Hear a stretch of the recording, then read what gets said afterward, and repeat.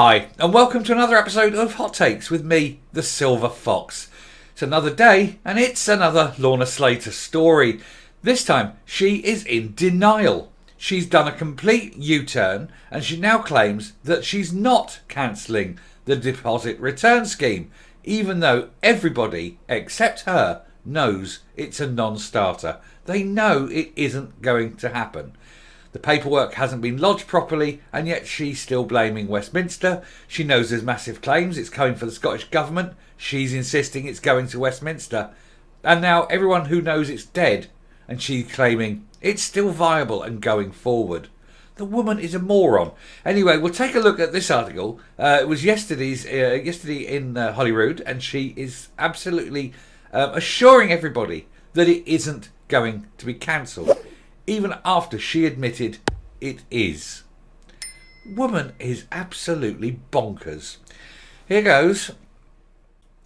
So, Lorna Slater in denial as she U-turns on the claim that the deposit return scheme is being axed in a disastrous performance. Now, she's the one who's admitted that it's unviable, that the UK government have not given the exemption to the Internal Market Act, and that's because they were late in getting their paperwork in. And then once it had gone in, there was a lot of paperwork completely missing because they hadn't done the impact assessments. And this is just basic stuff. This is stuff that should have been done 18 months, 2 years ago. And this is why Scotland is going to be sued to smithereens by all these people who've invested up to, if not more than, £500 million, which I've reported on in an earlier video. But now she's U-turning on all this. She's saying, I don't know what I'm talking about, but yeah, it's going to go ahead. The woman must live in a world of imagination, and not in a good way.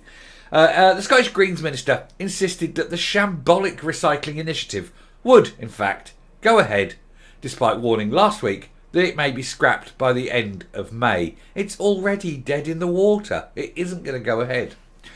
Lorna Slater was accused of being in denial about the future of the deposit return scheme, as she insisted it will go ahead in March next year.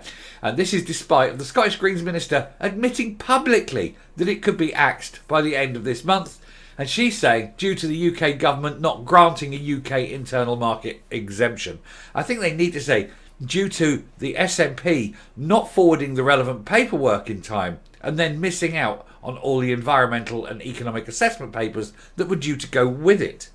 And that is the real reason. It's nothing to do with the UK government. The UK government is sitting there waiting for the Greens to do their job, which of course they're quite incapable of doing. Anyway, her performance at Holyrood, where she refused to back handing out compensation to businesses who have ploughed cash into getting ready for the initiative, was described as disastrous. The Scottish Government and its UK counterpart are currently at an impasse over a request to change cross-border trading rules to allow the scheme to go ahead. And you see, the UK government also is probably minded not to, because in 2025 it's introducing a nationwide scheme, which I will say has been much better thought out, with impact assessments already being done, with full costings already laid out. You know, the sort of things you do when you're attempting to manage a scheme of this size, rather than let's just have a great idea and start legislating for it now before anybody's thought about it, which seems to be the Green and SNP way. Anyway, Miss Slater claimed they had made the official request in the early stages of preparation work, but the UK government has insisted it was only made in March, and indeed had published the date on which they officially received the paperwork from the Greens, from Greer. And Greer was forced to admit that yes, it was the 6th of March. So we all know it was the 6th of March. We all know it was the Greens being late. Nothing to do with the UK government. Businesses across the entire drinks industry have already spent thousands, I think the term is millions, on getting ready for the rollout of the scheme. But this cash would be wasted if it does indeed get scrapped. And soon after that, the compost still comes, the claims come in, and Lorna Slater will have to answer each and every one of them. Ms Slater was asked numerous times by MSPs whether she would be compensating these organisations, but dismissed these as hypothetical questions. They're not hypothetical when the Scottish Small Retailers Association has already begun speaking to lawyers about suing the Scottish government. She herself was warning about scrapping it last week. Even SNP veteran Fergus Ewing asked about whether, in law, money will need to be handed out, and I think undoubtedly it will. If you, as an organisation, have gone ahead and invested in something at the behest of the government because of a proposed law, and then they scrap that law, of course you're going to sue. Anyway, we previously told how some of the industry warned about a potential £500 million bill for the Scottish Government from those who have spent significant money on the initiative. Yeah, I mean, I said Bibby alone had bought, so was it 198 vehicles just to deal with this scheme. You know, that's going to be money wasted if the scheme doesn't go ahead. Tory MSP Stephen Kerr blasted the Scottish Greens MSP for once again failing to answer relevant questions about if the taxpayers were liable for costs if it was axed. And they will be. Taxes will have to rise. It's the only way. It's either taxes rise or you're taking £500 million out of another area that's already suffering. It could be health, it could be transport, it could be anything. But £500 million coming out is a lot of operations. And that's a conservative figure. It could well be as high as £1 billion because you know how compensation claims work. Everyone and their aunt puts one in. He said, the minister is in denial. She is acting with recklessness. The question being asked there by Fergus Ewing stands unanswered, and that is very simply this. The minister has apparently publicly admitted to businesses, but that by the end of this month, the DRS might be scrapped. So how much does she estimate is due to businesses should that arise?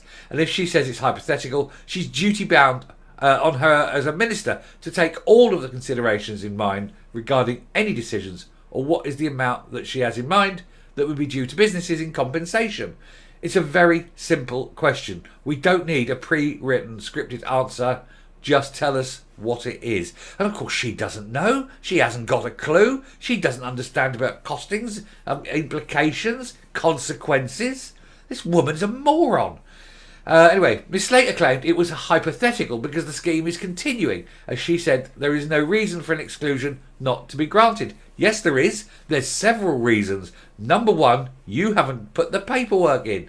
Number two, you put the paperwork in so late that it won't have time to go through, get sorted and get permission granted before the scheme is due to start. And number three, there's a UK-wide coming up anyway, and so Parliament may decide that they're not going to let you have this exemption since they're doing a UK-wide one. There's three straight off the top of my head. So what are you talking about that there's no reason? It's because you don't understand reality, woman. Anyway, she said she was looking forward to hearing about this in the next few days and carrying on with delivering the scheme, which won't be delivered. It's impossible now. The UK government are understood to want more information from the Scottish government about the impact the scheme will have on trade south of the border and with the rest of the UK, and actually with the rest of Europe and the rest of the world. And this was not included in the initial impact assessment. Scottish Tory Deputy Leader Megan Gallagher accused the minister of abdicating responsibility and pinning the blame on the UK government. She urged Miss Slater to put her money where her mouth is. You'd need a lot of money because that's one big mouth. And publish the Scottish Government's legal advice on who is liable for compensation after she claimed that Westminster would be to blame. But this was simply ignored by the Scottish Greens MSP, who once again pointed to the wait for an internal market exemption which she said was going to come, which isn't going to come. And she has to ignore questions because she's incapable of answering them. She can't give a wrong answer because she knows if you give the wrong answer, that'll follow her around like the ghost at Banquo's feast. So she refuses to answer it. She knows the real answer is very, very embarrassing, of course. This is the other thing. Her Holyrood performance was summed up by Scottish Tory MSP Jamie Halcrow-Johnson, who said, listening to Lorna Slater and her latest desperate defence of the SNP Greens' disastrous DRS rollout, it's little surprise that it has become such an utter shambles. Not on top of her brief and every answer read out from her prepared script. The woman has to have a script. She can't think for herself. She can't think about facts. She can't hold and retain information in her dizzy little Canadian brain. And that is why everything, and I mean everything, that the Greens do is such a shambolic mess of ignorance, stupidity, expense and failure. That is the reason this is failing. She is the reason it is failing. I shall round off and I shall come up. That woman has got no grasp at all on reality. She cannot see the glaringly obvious. She cannot read the writing in the room. And she cannot hear what she cannot bear to hear, really. She's deliberately deaf. People keep saying to her, it's a stupid idea, it won't work, it's expensive. And anyway, the UK government is launching one very soon anyway, and they won't grant you an exemption. And still she pushes on with it. Well, I do hope that the claims come in. I do hope that they are presented with £500 million in compensation claims. And I hope that everyone in the Scottish Parliament picks up the little finger and points it over there at Lorna Slater and let her deal with it. But of course she can't. She's quite incapable. And so I'm afraid is Humza Yousaf. He's incapable of being a leader. He needs to, just fire the Greens today. Say, look, it isn't working. You're all morons. I'm better off without you. I'll rule in this, in a minority government, and I wouldn't be as bad a position as I am now, because we've picked you up to try and, maintain a government majority, and you've cost us everything. And they're going to cost the people of Scotland quite a bit too. Anyway, I shall round off there. Thank you very much for listening. If you like what you've seen here on the channel, please hit that subscribe button. We're getting very close to a very nice figure. So if you are a regular viewer and you haven't yet subscribed, today's a brilliant day to do it. Help us get to that certain figure. And if you go and have a look, you can see why we're approaching it and why it'd be nice to hit. Also, leave a like, leave a comment, please share the video. But definitely leave a like as well. That's the big one that helps the algorithm. And until next time, stay safe, stay well, still recycle, just not this bad way, and goodbye.